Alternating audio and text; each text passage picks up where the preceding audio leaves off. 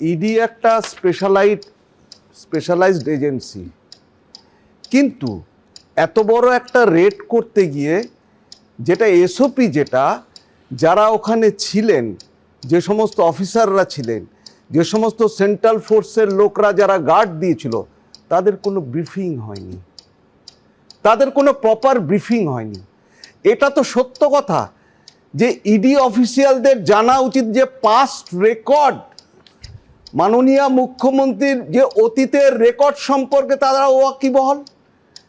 একের পর এক ববি হাকিম ধরা পড়লো, উনি চলে গেলেন, ধর্ণা দিলেন। তদানীন্তন 5-6 বছর আগে কমিশনারের বাড়িতে তদন্ত করতে এসে তারা রেস্টেন্ড হলো, they were taken to the police station, CBI. শুরুতে ভবানীপুর থানা থেকে আসামি ছাড়িয়ে নিয়ে আসা, এই যে গিমিক, এই যে স্টান্টবাজি, এই যে হিরোইক একটা, এই সম্পর্কে তো অবহিত তারা প্রপারলি ব্রিফ করেননি। তাহলে ইডির ওখানে যখন ঢুকলো 6 ঘন্টা ধরে ওরা কি করলো? এই যে প্রেস স্টেটমেন্ট, আমি বিশ্বাস করি না ইডির। তারা যা কিছু করার করে নিয়েছে, এবার সেই অনুযায়ী তদন্ত হবে। এবার তোমাকে আমি বলি, দেখো ইডি, কিন্তু আপনার বলুন সলিলদা, গোটা প্রসেসটা আমি যতদূর জানি পুরোটা আনকাট ভিডিওগ্রাফি হওয়ার কথা। আন্ডার ভিডিওগ্রাফি হবে, সিসিটিভি ফুটেজেও আসবে।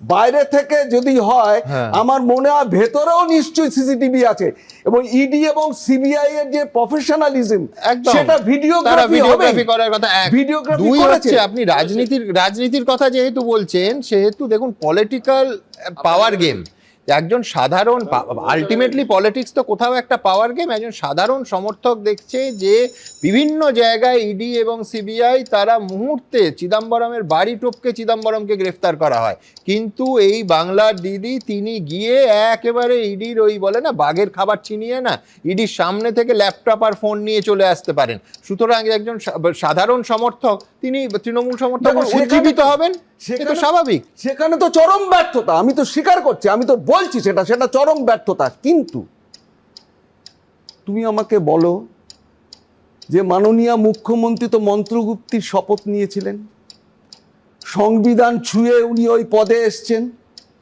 আর আজকে যে সংবিধানের যে মর্যাদা উনি দিলেন, ওখানে গিয়ে যেভাবে ছিনতাই করলেন, স্ন্যাচ করলেন, পুরো ডকুমেন্টসগুলো নিয়ে এলেন, একটা হিরোইক একটা অ্যাটিটিউড। খালি তাই না, মানে পাড়ার মাস্তানরাও ওরকম করে না, সঙ্গে অত পুলিশ অফিসার, সিনিয়র আইপিএস অফিসাররা পর্যন্ত অ্যাকম্পানি করলো, তাদের পর্যন্ত তাদের কেরিয়ারে কিন্তু দাগ পড়বে এবার, আমি বলে দিলাম। এবং এটা কিন্তু ছাড়বে না, সেন্ট্রাল এজেন্সি এটা ছাড়বে না। আজকে উনি বুঝতে পারছেন না, কালকে যখন সিআইডির ইনভেস্টিগেটিং এজেন্সি কোথাও তদন্ত করবে, সেখানে যদি পাড়ার মাস্তানরা, ওই তৃণমূলপন্থীরা, তারা যদি এসে ঝামেলা পাকা যে আমাদের কিছু হবে না, তারা যদি ওদের বাধা দেয়, যদি একটা সিট গঠন হয় পুলিশে, উনি তো একটা বার্তা দিয়ে দিলেন। উনি বার্তা দিলেন দুর্নীতিগ্রস্ত সমাজ বিরোধী যার জন্য ললেসনেস, রুল অফ ল আজকে ধ্বংস হয়ে গেছে।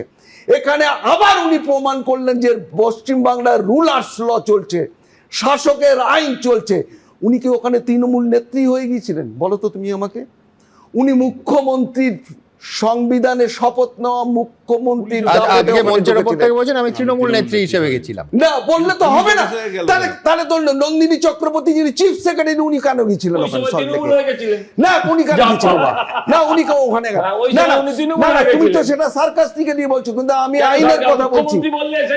ওখানে যদি উনি 100টা সিকিউরিটি ফোর্সেস নিয়ে যেতেন, একজন আইপিএস অফিসার নিয়ে যেতেন ওনার গার্ড হিসেবে, ওনার প্রহরা হিসেবে, কিন্তু উনি ওখানে পুলিশ কমিশনার থেকে শুরু করে টপ মোস্ট সিনিয়র অফিসারদের নিয়ে গেছেন এবং চিফ সেক্রেটারিকে ওখানে পাঠিয়েছেন দেখার জন্য।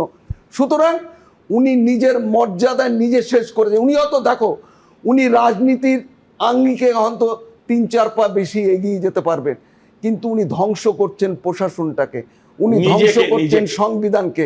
উনি সংবিধানের কবর খুঁড়েছে গতকাল ওখানে। আজকে সংবিধান বলো, কনস্টিটিউশন বলো, তার নেই, পশ্চিমবাংলায় এটা নেই। আমি বিক্রমকে আবার বলছি, আজকে আদালতের ব্যাপারে আমি মর্যাদা দিয়ে সম্মান রেখে আমি কথা বলছি।